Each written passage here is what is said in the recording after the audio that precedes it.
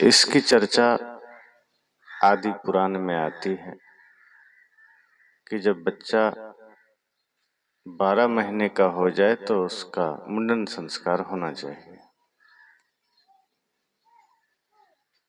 हालांकि कई संस्कारों में मुंडन भी एक संस्कार है। जो जन्म के बाल होते हैं उसे उतार दिया जाता है और इसके कई उद्देश्य भी होते हैं कि जो जन्म के बाल हैं वो उतर जाने के बाद बाल थोड़े और साफ और घने हो जाते हैं। और इसका महत्व कुछ संस्कारों से भी जुड़ा है, क्योंकि नाम ही संस्कार है, मुंडन संस्कार। तो इसमें सबसे मुख्य बात है संस्कार, कि जब एक बालक का जन्म होता है तो सबसे पहली बात यह है कि क्या उस बालक के माता पिता इस योग्य हैं कि वो बच्चे को जन्म दे सके।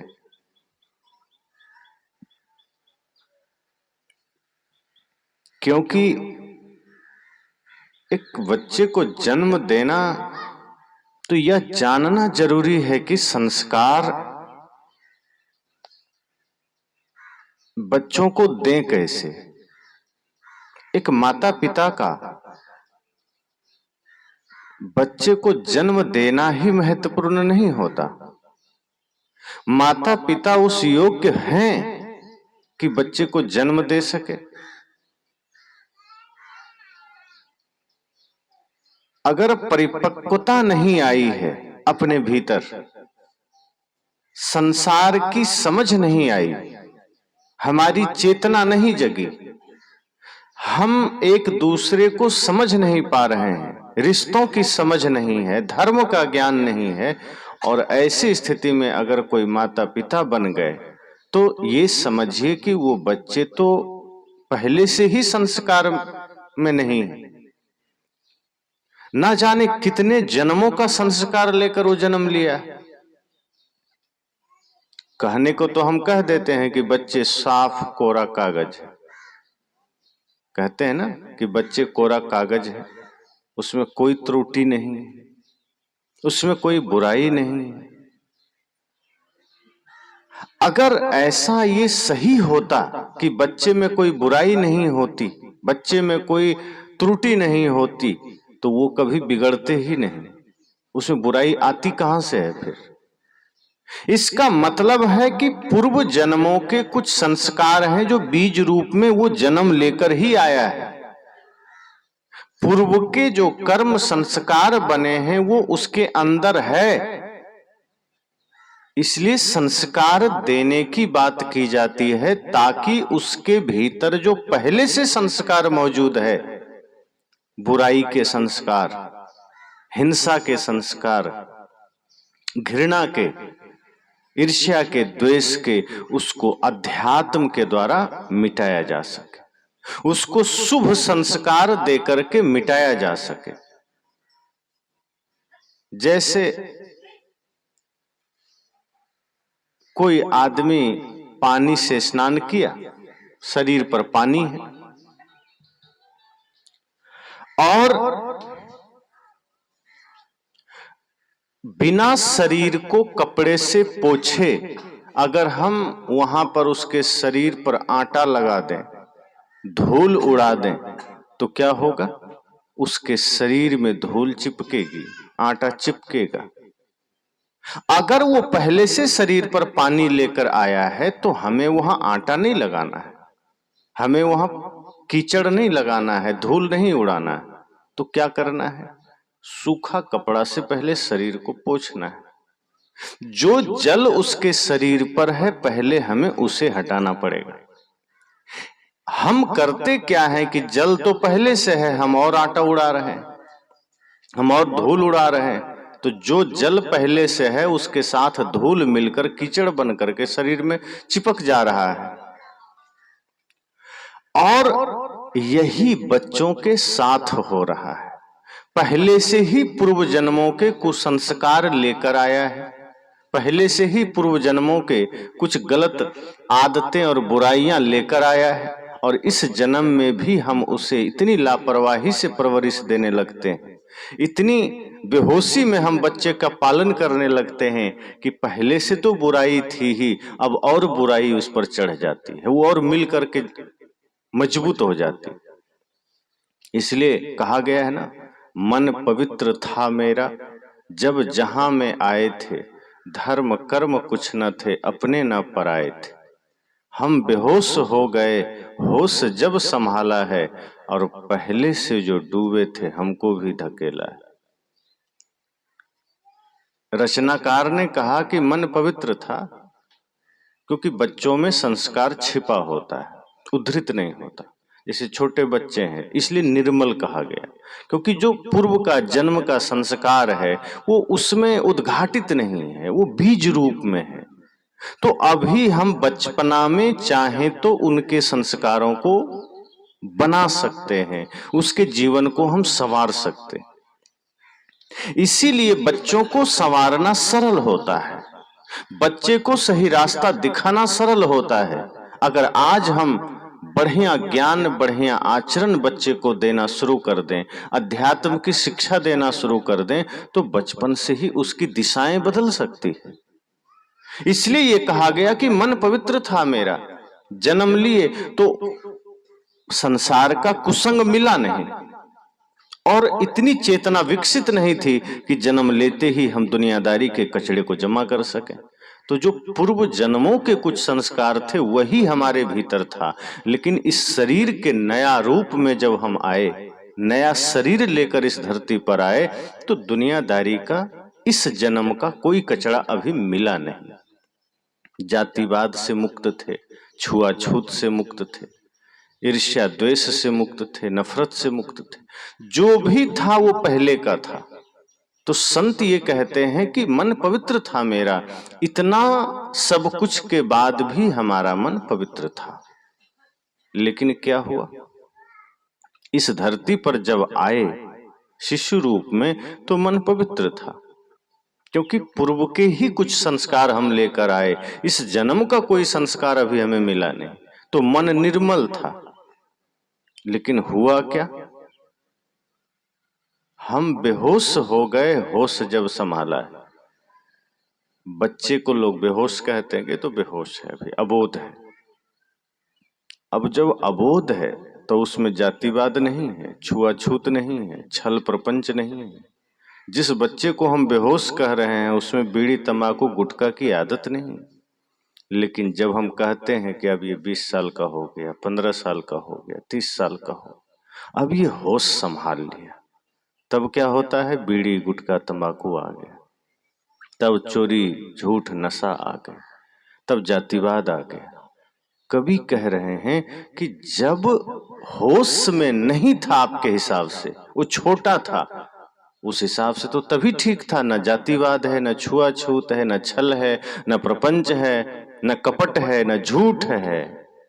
और जब आपने कहा कि अब वो होश संभाल लिया, अब वो बड़ा हो गया, तो क्या हुआ, अब जातिवाद आ गई, छुआछूत आ गया, हिंसा आ गई, मांसाहार आ गया, नशा आ गई। हम बेहोश हो गए, होश जब संभाला है। संत कहते हैं अब सही मायने में अब वो बेहोश हुआ है। बच्चा होश में था, इसलिए पूर्व के संस्कार लेकर आया था, इस जन्म का कोई कचड़ा भी मिला नहीं था, तो वो होश में था। लेकिन जैसे ही हम कहते हैं अब तो ये बड़ा हो गया, तब वो धीरे धीरे बिगड़ने लगता है। गालियां सीख लिया, निंदा सीख लिया, ईर्ष्या सीख लिया।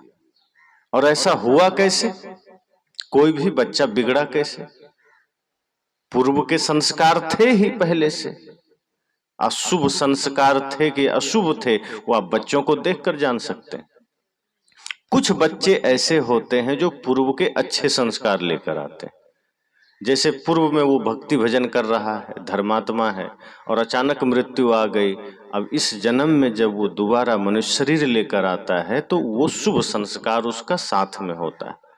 फिर वो बचपन से ही भजन सत्संग में रुचि रखता है, छोटे छोटे बच्चों को आप कई जगह देखते होंगे, टीवी में भी या अन्य कहीं एरिया में, क्षेत्र में, कि बच्चा छोटा है, बच्ची छोटी है और उसकी चेतना धर्म में लग रही है, उसका मन सत्संग में लग रहा है। वो मंदिर देख करके हाथ जोड़ने लगा, कुछ राम राम बोलने लगा, जय गुरु बोलने लगा, सदगुरु सदगुरु बोलने लगा। वो कहां से? सिखाया नहीं गया उसे, वो देखा थोड़ा सा, लेकिन भीतर का उसका पूर्व का संस्कार जागृत हो गया। इसका मतलब वो पूर्व का कुछ शुभ संस्कार लेकर आया, कुछ बढ़िया संस्कार लेकर आया। और कुछ बच्चों को आप देखेंगे छोटी सी ही अवस्था में चिड़चिड़ा होते हैं, थोड़ा सा कुछ इधर से उधर करिए नाराज हो जाएगा, रोने लगेगा, बाल नोचने लगेगा, उटपटांग हरकतें करने लगेगा, बात बात में रो देगा, बात बात में इधर उधर तमतमा जाएगा। कहां से सीखा? अभी तो किसी ने नहीं सिखाया ना, अभी तो किसी ने उसको ये बताया नहीं कि ऐसे गुस्सा करना है, ऐसे चिड़चिड़ाना है। मतलब वो पूर्व का संस्कार लेकर आया है। तो कुछ बच्चे पूर्व के ऐसे अशुभ संस्कार लेकर आते हैं जो यहां जल्दी जागृत हो जाते हैं। और जब वैसा ही संग मिल गया, एक तो वो पहले से कड़वा लेकर आया था, पहले से ही बुरा संस्कार लेकर आया था, पहले से ही त्रुटियां लेकर आया था, और यहां भी उसे संग वैसा ही मिल गया, माता पिता का संस्कार वैसा ही मिल गया, परिवार का संस्कार वैसा ही मिल गया।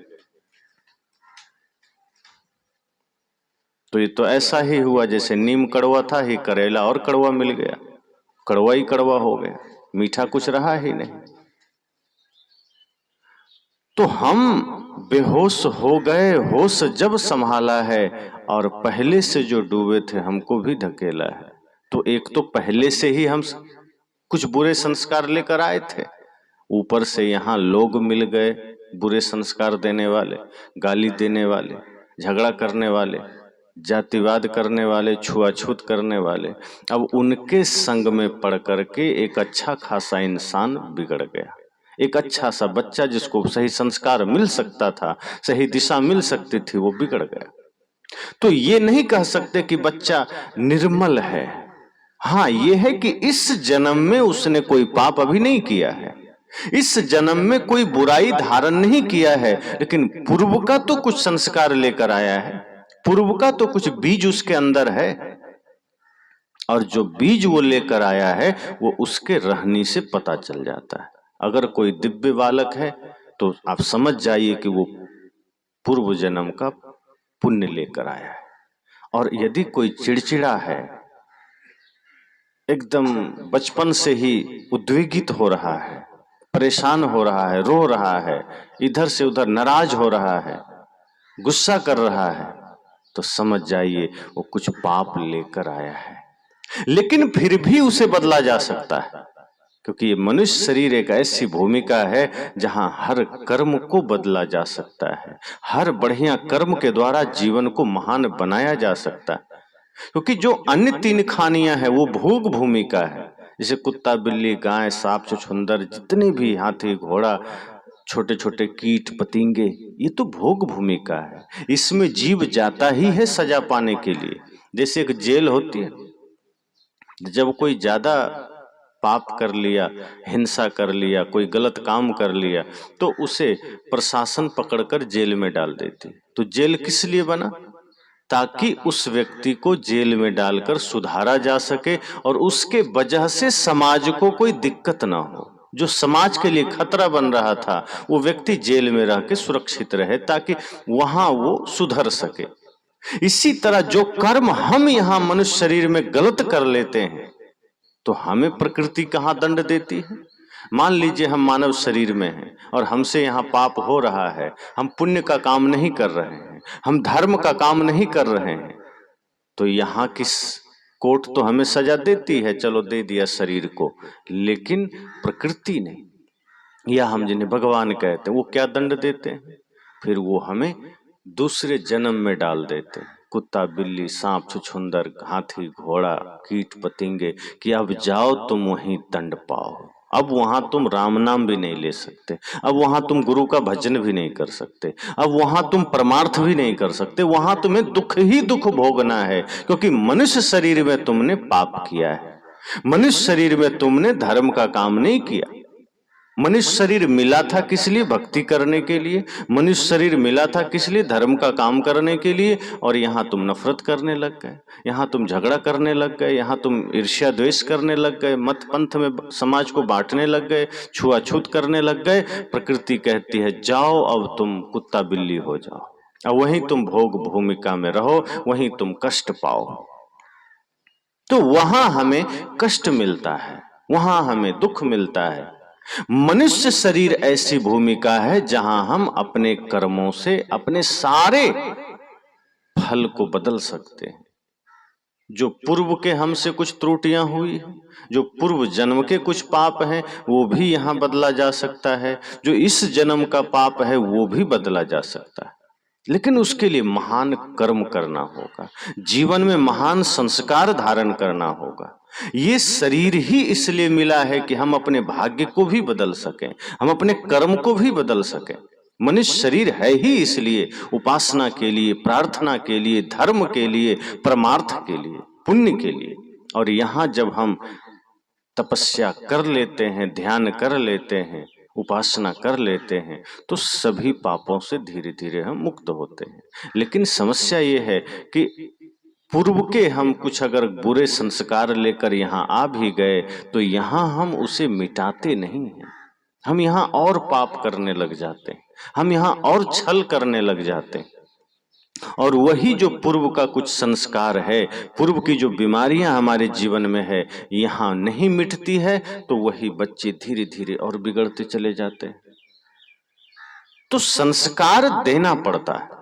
एक माँ बाप को सिर्फ बच्चे को जन्म ही नहीं देना है, उसे संस्कार भी देना है। आप देख लीजिए, अगर आपने पूर्ण सात्विक भाव के साथ, निर्मल भाव के साथ, अध्यात्म के साथ किसी बच्चे को जन्म दिया है, तो आपके गर्भ में फिर दिव्य आत्मा उतरेगी। अगर आपका मन निर्मल है, आपका मन पवित्र है, आपका मन साफ है, तो उस अवस्था में माताओं के गर्भ में दिव्य आत्माओं का आगमन होता है। और फिर जब ऐसे बच्चे का जन्म होता है तो आपको ज्यादा मेहनत नहीं करनी पड़ती, वो स्वाभाविक दिव्य बनकर बड़ा होता है।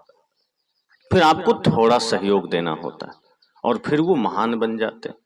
लेकिन जब हमारा मन कुत्सित है, कलुषित है, हमारा मन गंदा है, हमारे जीवन में छल है, कपट है, गलत खानपान है, नशा है, और उस अवस्था में फिर उस गर्भ में दुष्ट आत्माओं का आगमन होता है। अर्थात जिसके कर्म गलत हैं, जिसके संस्कार गलत हैं, और ऐसी आत्माएं जब जन्म लेती है तो बचपन से ही बिगड़ी हुई होती, फिर उसको संवारना, उसको सुधारना बहुत बड़ी चुनौती होती। इसलिए संत कहते हैं कि अगर ऐसी भूल आपसे हो गई है कि ऐसे बच्चे को आपने जन्म दे दिया है जिसका पूर्व का संस्कार बढ़िया नहीं है, तो इस जन्म में सजग हो जाइए। तो आप अब सावधान हो जाइए और अपने बच्चों को ऐसा बढ़िया संस्कार देने की चेष्टा करिए कि उसके पूर्व के जो बीज हैं, पहले से पूर्व के जो गलत कर्म हैं, वो अब मिट सके, वो धुल सके। जैसे कचरा कहीं लग गया तो उस कचड़े को पहले धोइए। ऐसे भी आप देखते हैं जो लोग कभी चेहरे पर क्रीम लगाते हैं, तो क्रीम ऐसे थोड़े लगाते हैं, वो पहले जल से बढ़िया से चेहरे को धोते हैं। ऐसा है कि धूल में आए और उसी पर क्रीम लपेट लिए, कोई ऐसा करता है क्या? नहीं करता। वो कहीं धूल से चल कर आ गए, चेहरे पर धूल है, मिट्टी है, तो आदमी पहले करता क्या है कि पानी से अच्छी तरीके से चेहरे को साफ करता है, फिर अगर कोई क्रीम है तो उसको रगड़ता है। इसी तरह से अगर हम पहले से किसी गलत कचड़े को लेकर आए हैं तो हमें पहले उसे साफ करना है। संत गुरुजनों के ज्ञान से, संत गुरुजनों के वाणी से पहले हमें उन बुरे संस्कारों को मिटाना है, तब उस पर सही संस्कार का लेप चढ़ेगा। ऐसे नहीं चढ़ेगा। अगर पुराना संस्कार नहीं मिटाया गया, उसे खत्म नहीं किया गया, आप ऊपर से कितना भी बढ़िया करेंगे, वो चढ़ेगा नहीं। इसलिए पहले उसे हटाना है, पहले उसको एक दिशा देनी है, पहले उसे सही करना है और उसके लिए पहले खुद को सही करना है। तो इसलिए ये जरूरी है कि माता पिता को सजग होना है, जागृत होना है कि हमने किस अवस्था में बच्चे को जन्म दिया है। अगर माता पिता का वो अवस्था ठीक नहीं है, हिंसा का भाव है मन में, कपट का भाव है, छल का भाव है, ईर्ष्या द्वेष का भाव है, और इस अवस्था में अगर बच्चे का जन्म हुआ है तो समझ जाइए कि वहां समस्या है, फिर वहां दिक्कतें आएगी। इसलिए संतजन कहते हैं कि संस्कार क्या है क्या नहीं है उसे जानना पड़ेगा, उसे समझना पड़ेगा पहले। कि अगर कोई बच्चा है, कोई शिशु रूप में है, तो आप उसे पहले देखिए, परखिए कि इसके पिछले जो संस्कार हैं वो कैसा है। अगर उसके जीवन में कुछ अच्छे संस्कार का आभास आपको हो रहा है तो फिर आप सौभाग्यशाली हैं कि आपके घर में एक शुभ आत्मा का आगमन हुआ। लेकिन यदि उसके कुछ संस्कारों से आपको आभास हो जाए कि नहीं, इसके चाल चलन अभी से ठीक नहीं है, तो आप सजग हो जाइए, आप सावधान हो जाइए, आप उसे दिव्य संस्कार दीजिए, वरना वो बिगड़ने वाला है।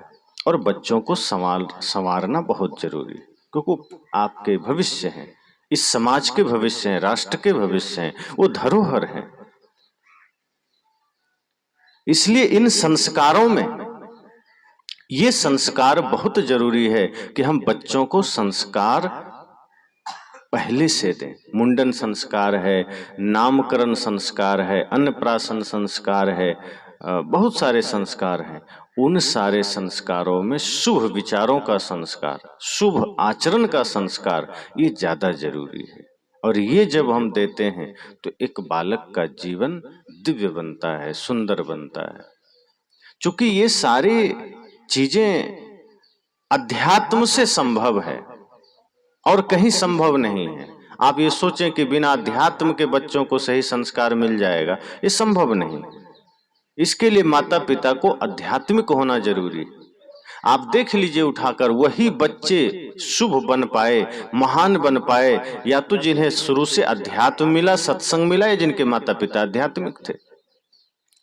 अगर कोई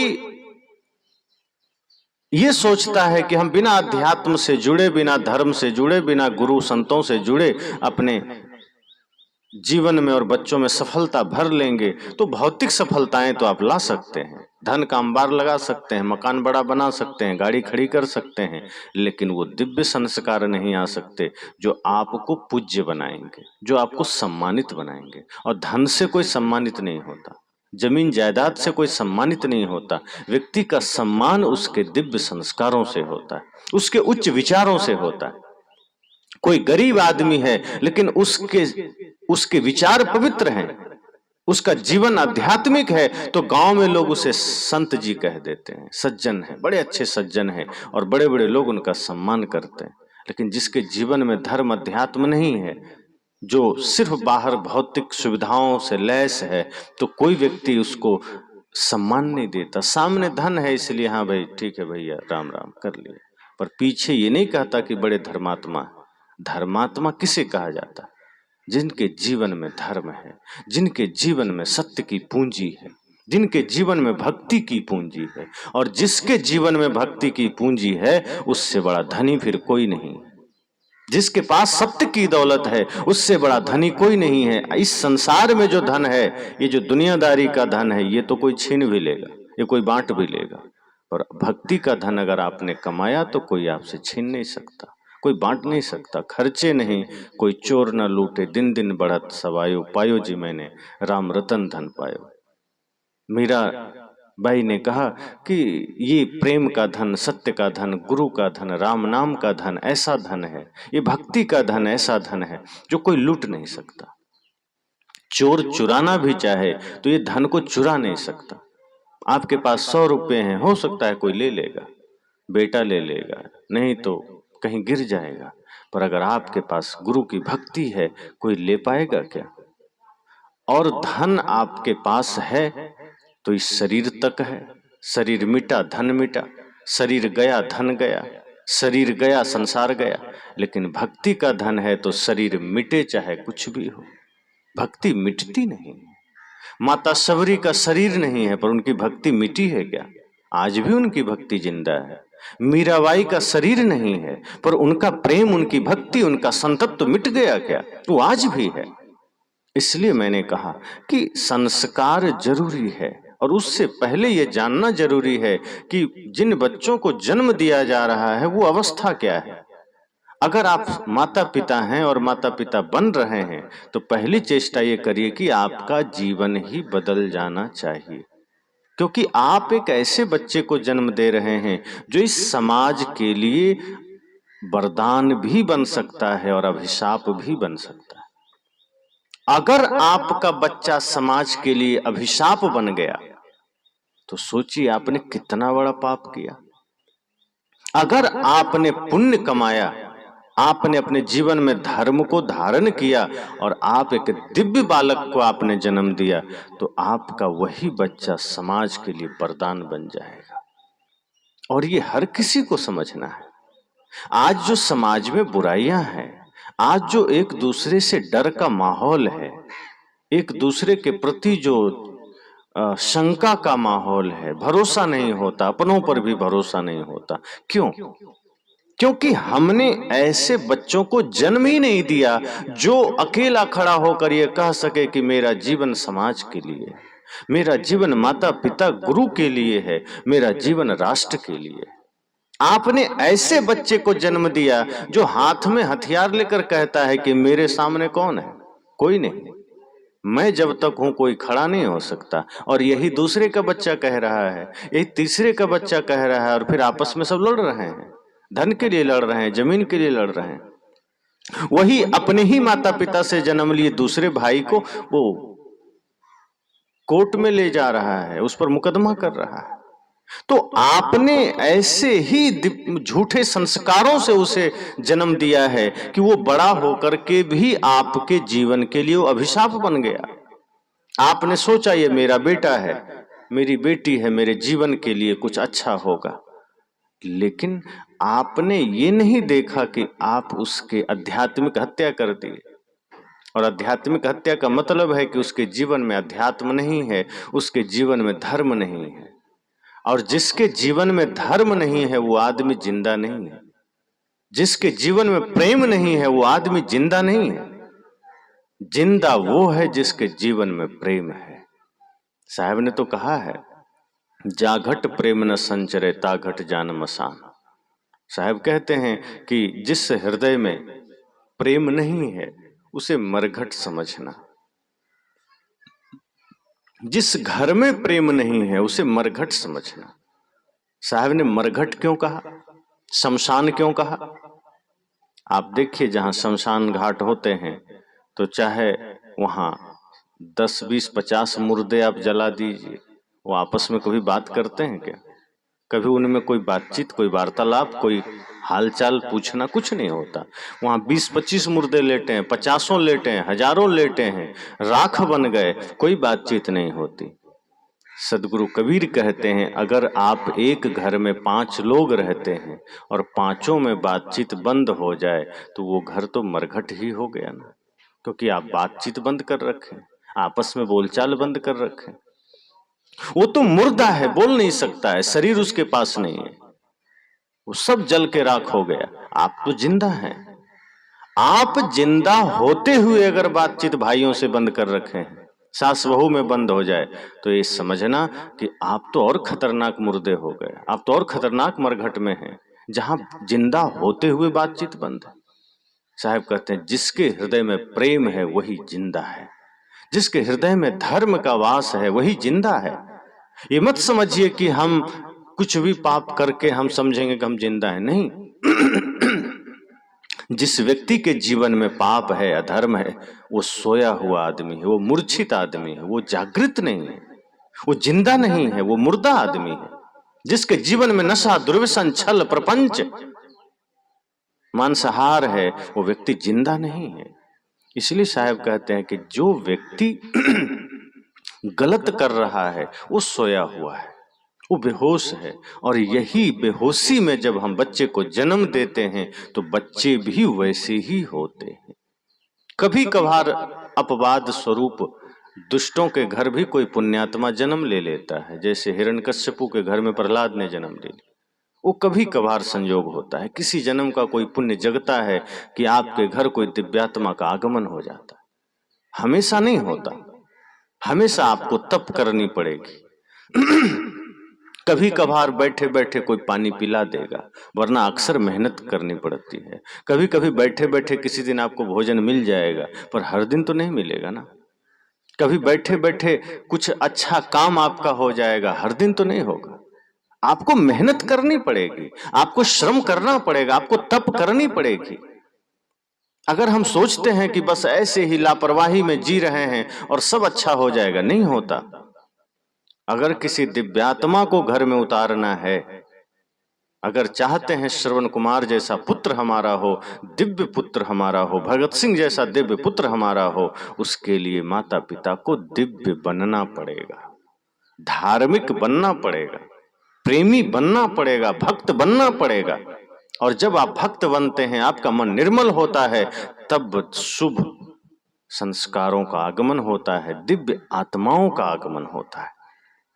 तो फिर आपको ज्यादा मेहनत नहीं करनी पड़ती, फिर आपको ज्यादा सिखाना नहीं पड़ता, फिर आपके बच्चे वो स्वाभाविक वो धन लेकर आता है। वो जो छोटे छोटे बच्चे होते हैं, जो संस्कारों से रहित होते हैं, उन्हें वो चीज अगर आप देंगे भी तो ले नहीं पाते। अब जो संस्कार रहित है, आप उसको कितना भी कोशिश करेंगे, वो जल्दी ले नहीं पाएगा, उसके लिए बड़ी मेहनत लगेगी। जो छोटे छोटे बच्चे संस्कारहीन है, संस्कार रहित हैं, मान लीजिए वो दिव्य संस्कार उनके पास नहीं, पूर्व की कमाई नहीं, पूर्व का कुछ है नहीं। अब यही समझ लीजिए कि जैसे आपको कहीं यात्रा करनी, यहां से दूर जाना है और आप रास्ते के लिए भोजन नहीं रखे और आप ऐसे ही चल दिए, और जहां पहुंचे 8-10 घंटे के बाद अब आपको वहां खाना है, भूख लग गई, तो क्या करेंगे? आप पहले से तो लेके चले नहीं थे, तो अब आपको या तो होटल से खाना पड़ेगा, या फिर वहां अगर आपने रूम ले रखा है तो जाएंगे, फिर बनाएंगे, तब न खाएंगे, क्योंकि आप तो लेके चले ही नहीं थे। घर से आप नहीं चले थे ना लेके, आप कहीं परदेश गए, अब वहां से घर आ रहे हैं और घर में आप अकेले रहते हैं, वहां से आप रास्ते के लिए कुछ लिए नहीं, घर आ गए, आप साफ सफाई करेंगे, फिर खुद से बनाएंगे तो खाएंगे।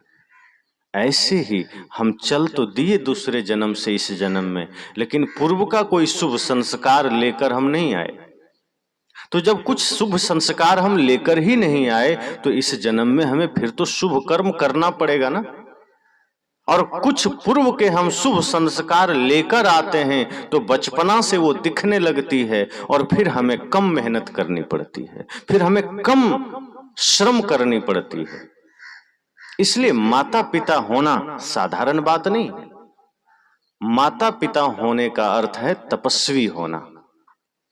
और जब आप तपस्वी बनते हैं, आप धार्मिक बनते हैं, आप आध्यात्मिक बनते हैं, तो आपके घर, मैंने कहा कि दिव्य आत्माओं का आगमन होता है, फिर आपको ज्यादा मेहनत नहीं करनी पड़ती, फिर आपके बच्चे स्वाभाविक श्रवण कुमार जैसे होते हैं, फिर वो स्वाभाविक रामकृष्ण की तरह होते हैं, फिर वो स्वाभाविक भगत सिंह चंद्रशेखर आजाद की तरह होते हैं, फिर वो मीराबाई लक्ष्मीबाई की तरह होते हैं। इसके लिए आपको तपस्वी बनना पड़ेगा। अगर आप चाहते हैं आपके बच्चे संस्कारवान हों, तो अगर आप अभी माता पिता नहीं बने या बन चुके और फिर बनना चाह रहे हैं, तो अब आप साधना में उतर जाइए, अब आप अध्यात्म में उतर जाइए।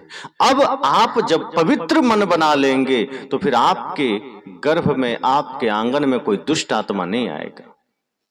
जब हम नकारात्मक विचारों में जीते हैं, निगेटिव विचारों में जीते हैं, तब ही मां के गर्भ में कोई दुष्ट आत्मा का आगमन होता है, कोई कुसंस्कारी बालक का आगमन होता है। और जब हम शुभ संस्कारों में सज्जित हो जाते हैं, इसलिए पहले के समय में गुरुकुल की व्यवस्था थी ना, कि 25 वर्ष तक बच्चे को, लड़के को गुरुकुल में रहना पड़ता था। माता पिता हो चाहे साधारण लोग हो चाहे राजा हो, अपने बच्चे को गुरुकुल में रखते थे और गुरुकुल में शुभ संस्कार दिए जाते थे। 25 साल तक गुरुकुल में ब्रह्मचर्य के साथ उनका जीवन बीतता था, त्याग के साथ जीवन बीतता था, तपस्या के साथ जीवन बीतता था। और जब वो आने के बाद गृहस्थ जीवन में प्रवेश करते थे तो इतनी तपस्या जीवन में होती थी, इतनी निर्मलता होती थी कि फिर शुभ चरित्र वाला पुत्र जन्म लेता था। क्योंकि जैसा खेत होगा वैसी ही फसल होगी।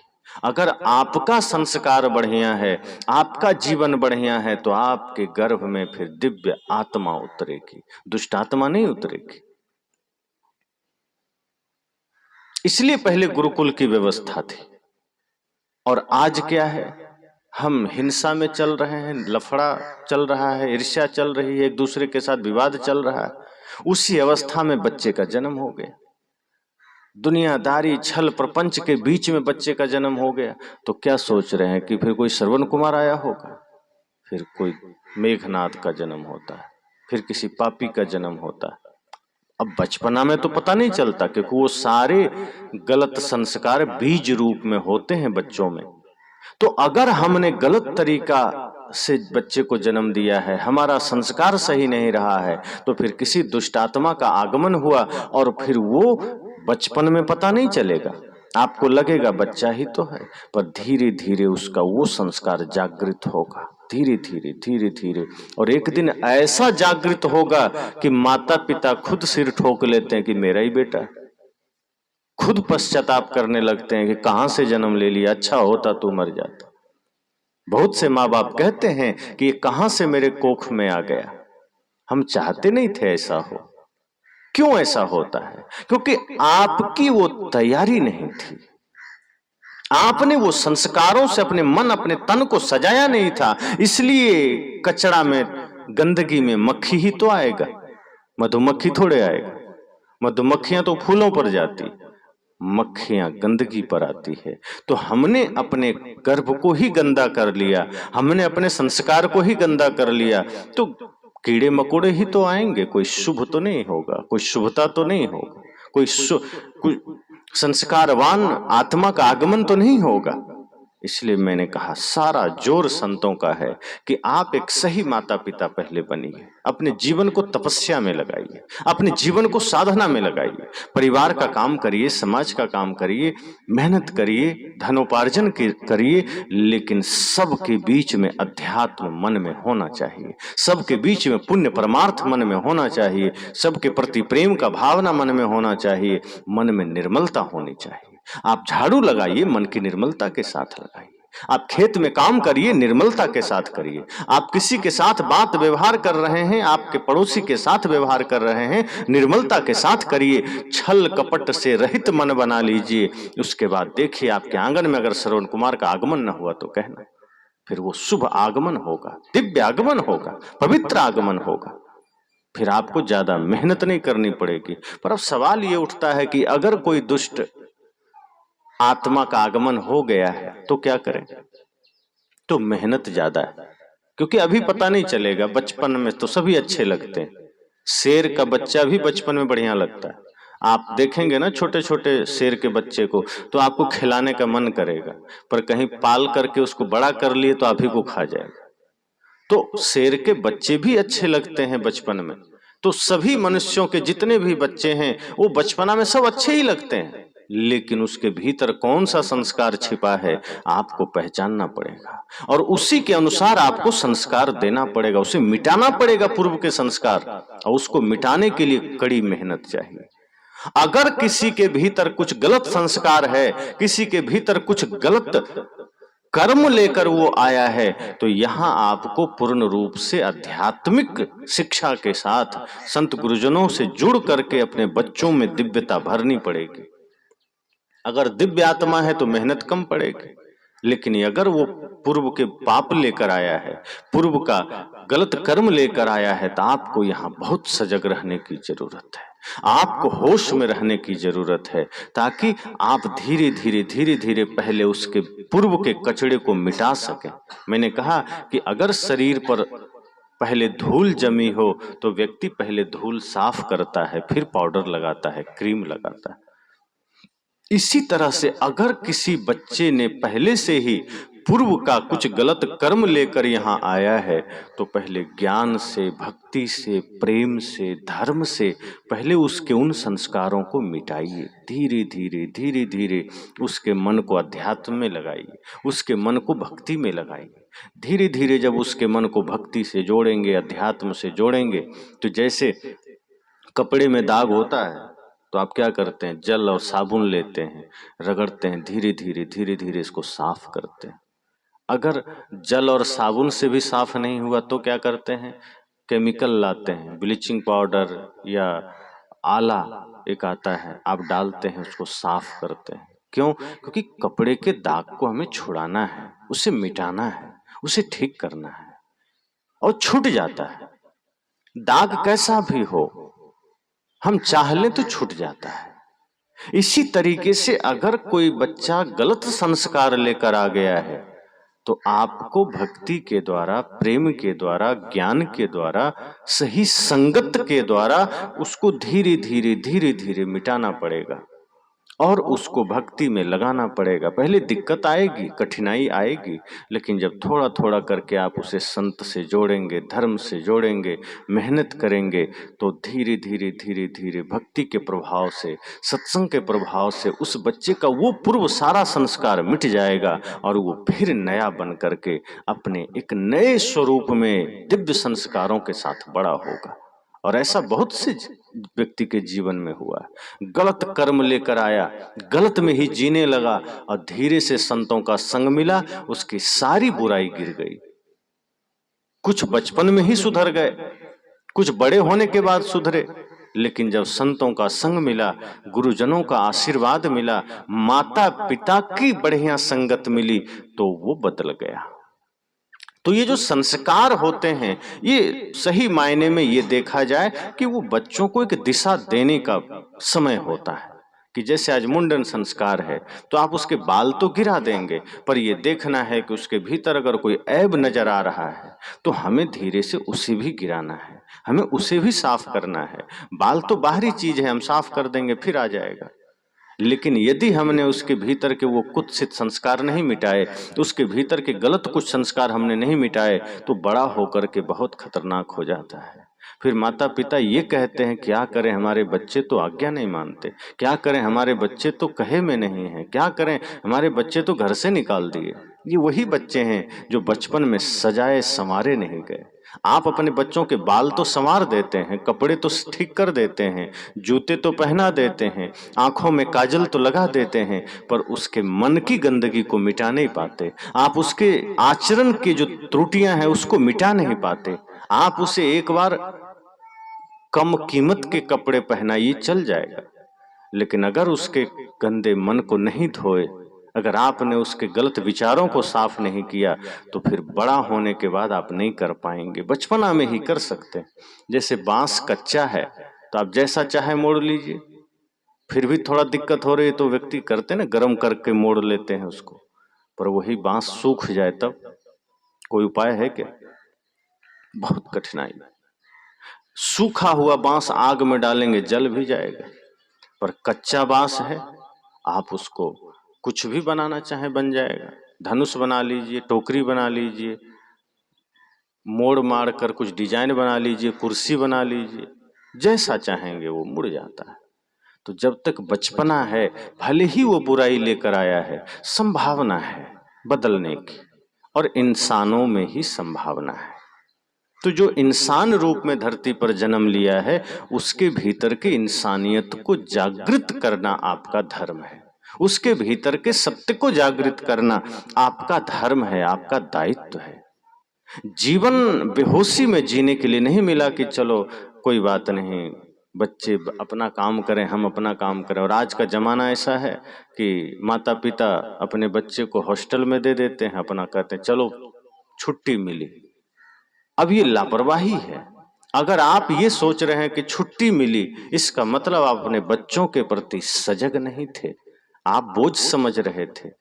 आप ये कोशिश करिए कि हॉस्टल में देने के बाद भी आप ये ध्यान रखिए कि वहां गलत संगत तो नहीं पड़ रहा है, वहां गलत विचार तो नहीं मिल रहे हैं। क्योंकि वहां जो हॉस्टल वाला है वो तो पैसा लेके अपना काम कर लेगा, बच्चा तो हमारा बिगड़ जाएगा ना, उसका क्या जाएगा, कुछ होगा उसका।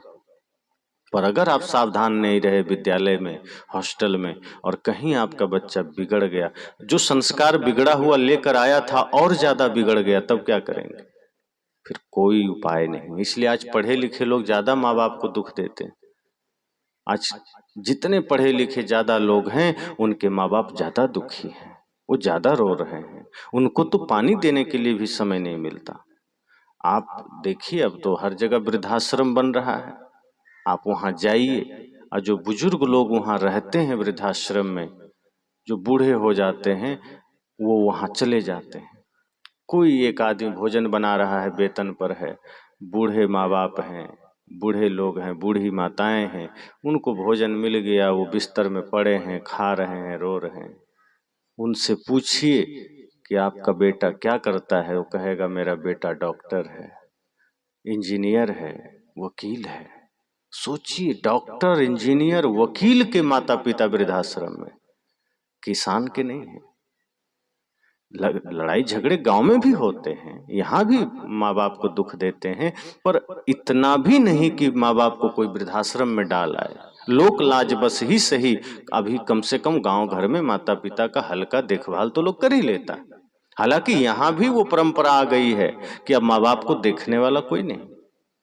जिस माँ बाप ने हमारे लिए अपनी जवानी खपा दी, जिस माँ बाप ने अपना धन दौलत सब कुछ हमें समर्पित कर दिया, अब वो एक गिलास पानी को तरस रहा है, अब वो सेवा के लिए तरस रहा है, दवाई के लिए तरस रहा है।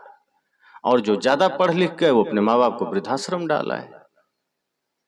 वो भजन गा रहे हैं कि सारे तीर्थ धाम माता पिता के चरणों में है, भजन गाता है आदमी, लेकिन फिर भी वो माता को पहुंचा दिया वृद्धाश्रम। वो भीतर से नहीं समझ रहा है कि माता पिता गुरु के चरणों में तीर्थ है। जब तक माता पिता जिंदा हैं, गुरु हैं, उनकी सेवा करना, उनकी भक्ति करना ही जीवन का ध्येय होना चाहिए। आप कितना भी कमा लीजिए, कितना भी सब कर लीजिए, अगर आपके मेहनत से, आपके जीवन से माँ बाप को कष्ट मिला, तो समझना कि सबसे बड़ा नरक आपके जीवन में आ गया है, फिर सबसे बड़ा पाप आपने कर दिया है। इसलिए थोड़ा पैसे कम कमाइए, लेकिन माता पिता की सेवा करिए। और माता पिता को आज ये मिल क्यों रहा है, दोनों बात है, मैं एक बात नहीं कह रहा। अगर आज माता पिता को ये देखना पड़ रहा है, तो इसका कारण खुद वो हैं, क्योंकि उन्होंने बच्चे को सही संस्कार नहीं दिया था। उन्होंने भी पढ़ाया था कि मेरा बेटा डॉक्टर बन जाए, मेरा बेटा वकील बन जाए, मेरा बेटा इंजीनियर बन जाए। अगर आपने ये सोचा होता कि नहीं, डॉक्टर इंजीनियर वकील तो उसका कर्म बने जब बने, मेरा बेटा सच्चा इंसान बन जाए, अगर आपने ये संस्कार दिया होता, तो निश्चित मानिए आपका बेटा भी श्रवण कुमार की तरह कंधे में बिठा के 4 धाम की यात्रा कराता, आपको ले जाता, आपको कष्ट नहीं देता। पर आपने पढ़ाया, आपने शिक्षा दी, आपने धन दिया, संस्कार नहीं दिया, तो हमें वही मिलता है जो हम करते हैं। पर फिर भी मैं कहता हूं, अगर माँ बाप ने सही संस्कार नहीं दे पाया, माँ बाप नहीं दे पाए, तो बच्चों को कम से कम ये ध्यान देना है कि इतनी तो समझ होनी चाहिए कि चलो माँ बाप हमें बचपन में शुभ संस्कार नहीं दिए, हमें पढ़ाए लिखाए, वो कुछ नहीं कर पाए, पर हमारा धर्म तो ये है कि हम उनको दुख न दें, हम उन्हें कष्ट न दें। इसलिए मैंने कहा संस्कार बहुत जरूरी है। और जब जीवन में हम दिव्य संस्कार धारण करते हैं, तो आप एक सही माता पिता बनते हैं, फिर आपके बच्चे सही बनेंगे, फिर आपके बच्चों में सही संस्कार आएंगे। और यदि आप वैसा नहीं कर पाए, तो जैसे छोटे छोटे बच्चे यहाँ बैठे हैं, फिर आप कोशिश करिए आपका अधिकांश समय उन बच्चों को सजाने में बीते, शरीर को नहीं, उसके मन को सजाइए, उसके विचार को सजाइए। ये छोटे छोटे बच्चे गालियां सीख लेते हैं, कहाँ से? क्योंकि घर में माता पिता देते हैं, दादा दादी दे रहे हैं, वो बच्चे भी सीख लेते हैं। वो कहीं आप देखिए छोटे छोटे बच्चे गालियां दे रहे हैं, कहाँ से सीखा? इतनी सजगता रखिए कि आपके बच्चे प्रार्थना सीख सके, आपके बच्चे भजन सीख सके, आपके बच्चे राम राम कहना सीख सके, वो गालियां ना सीखे। पर आपके बच्चे को राम राम नहीं आता, भजन नहीं आता, वो गालियां आती, कहां से सीखे? तो इतनी सजगता चाहिए, इतना होश चाहिए। ये मुंडन संस्कार ये कोई साधारण बात नहीं है। जीवन में संस्कार का आगमन होना चाहिए ना, जीवन में दिव्यता का आगमन होना चाहिए। आप सजग होइए कि आपके आसपास या आपके घर में कोई छोटा सा बालक है तो उसका भविष्य हमें कैसा बनाना है। आप सजग होइए कि आपको अपने बच्चे का भविष्य कैसा चाहिए। क्या आप रावण की तरह पिता बनना चाहते हैं? क्या आप मेघनाद की तरह अपने बच्चे को देखना चाहते हैं? मुझे तो नहीं लगता कि ऐसा कोई चाहता हो। आप यह जरूर चाहते होंगे कि बेटा श्रवण कुमार की तरह हो, भगत सिंह की तरह हो, राम की तरह हो, बेटा महाराणा प्रताप की तरह हो, बेटी लक्ष्मीबाई की तरह हो, मीराबाई की तरह हो, सीता की तरह हो, यही तो चाहते होंगे। तो अगर आप ऐसा चाहते हैं तो आपको फिर उसी तरीके से कर्म करना पड़ेगा। अध्यात्म जरूरी है, धर्म जरूरी है, इसके बिना संभव नहीं। कोई भी शुभ संस्कार धर्म के द्वारा ही आ सकता है, सत्संग से ही आ सकता है, संतों के दर्शन से ही आ सकता है, अध्यात्म से आ सकता है। उसके लिए जीवन में गुरु से जुड़ना पड़ता है, अध्यात्म से जुड़ना पड़ेगा। और जब गुरु से हम जुड़ते हैं तो गुरु के बताए हुए रास्ते पर हमें चलना है। और जब हम चलते हैं तो फिर हमारा संस्कार बदलता है, फिर वही संस्कार बच्चों में जाता है। और यदि ऐसा कर पाए तो निश्चय ही आप एक अच्छे माता पिता हैं, फिर आप इस समाज को कुछ दे रहे हैं। वरना आप खुद भी समाज के लिए अभिशाप बन गए और आपके बच्चे भी अभिशाप बन गए।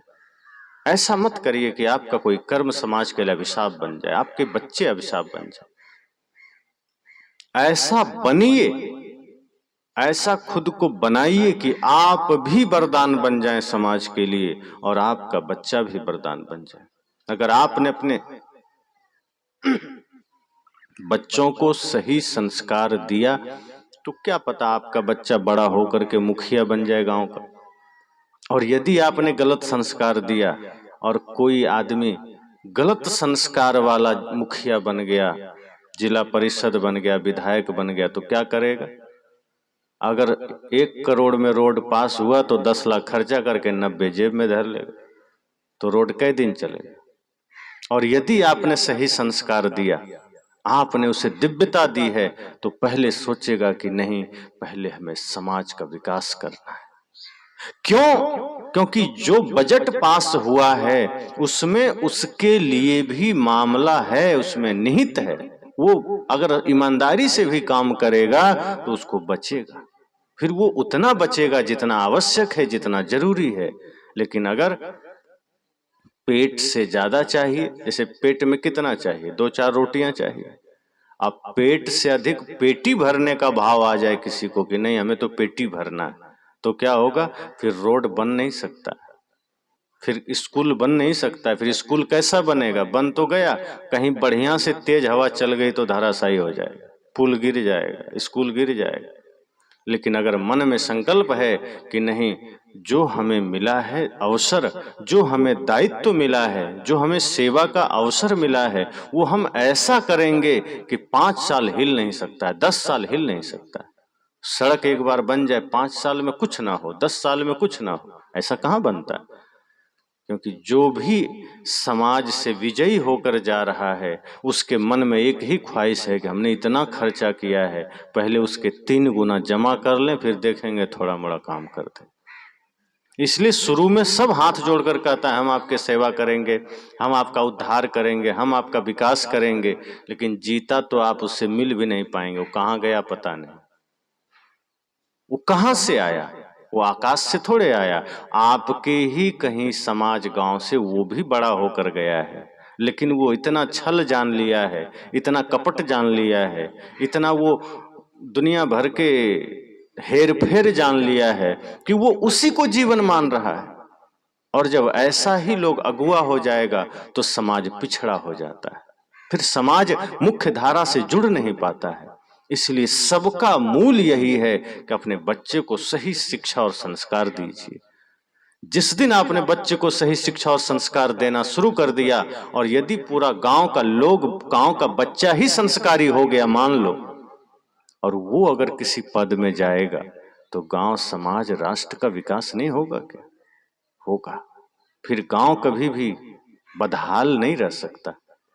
हमारा देश गुलाम रह जाता अगर ऐसे लोग ना होते।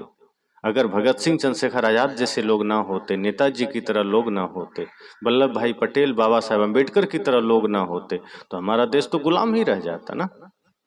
लेकिन उनके माता पिता को नमन है कि उन्होंने ऐसे पुत्र को दिव्य संस्कार देकर बड़ा किया जो भारत के लिए लड़े मरे और भारत को आजाद करा दिया। तो आज वही आवश्यकता आपको भी है।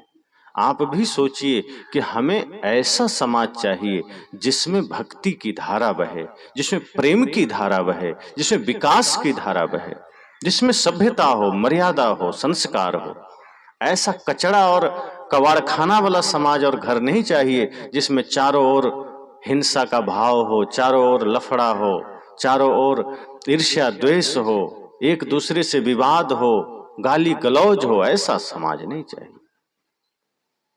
जैसे मंदिर हम पवित्र रखते हैं, ऐसे ही हम गांव को मंदिर समझ के उसको पवित्र बनाएं, अपने घर को मंदिर समझ के। आवश्यक है कि हम ऐसे दिव्य संस्कारों को अपने बच्चों में जागृत करें, क्योंकि वो पूर्व ही जाता है। अगर बचपन में ही आपने उसे देखा ठीक से, तो आपको अंदाज लग जाएगा कि ये दिव्य संस्कार लेकर आया। संस्कार लेकर आया तो आप सौभाग्यशाली हैं कि आपको ज्यादा मेहनत नहीं करनी पड़ेगी, लेकिन फिर भी थोड़ा मेहनत तो करनी पड़ेगी। क्या पता कुछ संस्कार, और यदि वो कुछ बुरे संस्कार लेकर आया तब आपको ज्यादा मेहनत करनी है, ताकि वो उसके जाए और आपका बढ़िया दिया हुआ संस्कार उसके ऊपर जागृत हो जाए, और फिर वो समाज के लिए, आपके लिए अच्छा होगा।